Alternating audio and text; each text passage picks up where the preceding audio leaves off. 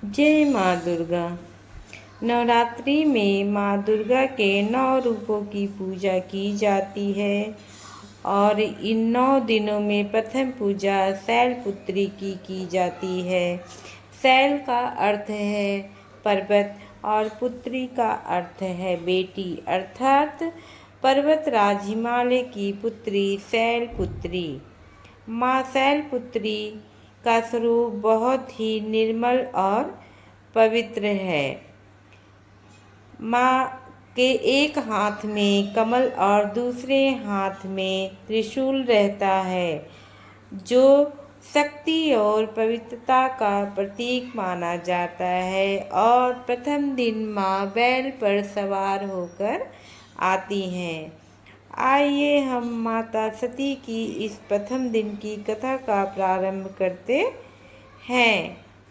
इन्हें शैलपुत्री भी कहते हैं। प्राचीन काल में एक महान राजा दक्ष थे।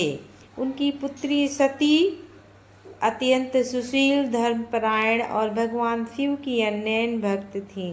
सती ने भगवान शिव को पति के रूप में पाने के लिए कठोर तपस्या की। उनकी तपस्या से प्रसन्न होकर भगवान शिव ने उन्हें पत्नी के रूप में स्वीकार किया। इस प्रकार सती और भगवान शिव का विवाह संपन्न हुआ। लेकिन दक्ष प्रजापति को भगवान शिव का सरल और वैरागी स्वभाव पसंद नहीं था। वह शिव जी को अपनी पुत्री के योग्य नहीं मानते थे। एक बार दक्ष प्रजापति ने एक विशाल यज्ञ का आयोजन किया। उन्होंने सभी देवी देवताओं को आमंत्रित किया, लेकिन भगवान शिव और सती को जानबूझकर आमंत्रण नहीं दिया। जब सती को इस यज्ञ के बारे में पता चला तो वह बिना निमंत्रण के ही अपने पिता के घर जाने के लिए उत्सुक हो गई। भगवान शिव ने उन्हें बहुत समझाया, बिना बुलाए जाना उचित नहीं है, लेकिन सती अपने पिता के प्रति स्नेहवश यज्ञ में चली गई। सती यज्ञ में पहुंची तो उन्होंने देखा कि वहां उनका और भगवान शिव का अपमान हो रहा है। उनके पिता दक्ष ने भी शिव जी के प्रति अपमानजनक शब्द कहे। यह सब देखकर सती का हृदय आहत हो गया।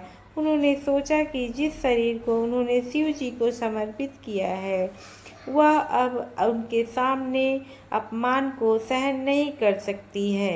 अतः उन्होंने यज्ञ अग्नि में कूदकर अपने प्राण त्याग दिए। जब भगवान शिव को सती के देह त्याग की सूचना मिली तो वे अत्यंत क्रोधित हो उठे।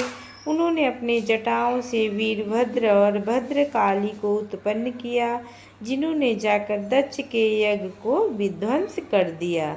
वीरभद्र ने दक्ष प्रजापति का सिर काट दिया और यज्ञ को नष्ट कर दिया। बाद में देवताओं के अनुरोध पर भगवान शिव ने दक्ष को जीवन दान दिया, लेकिन बकरे का सिर लगाकर। सती ने अगले जन्म में पर्वतराज हिमालय के घर जन्म लिया।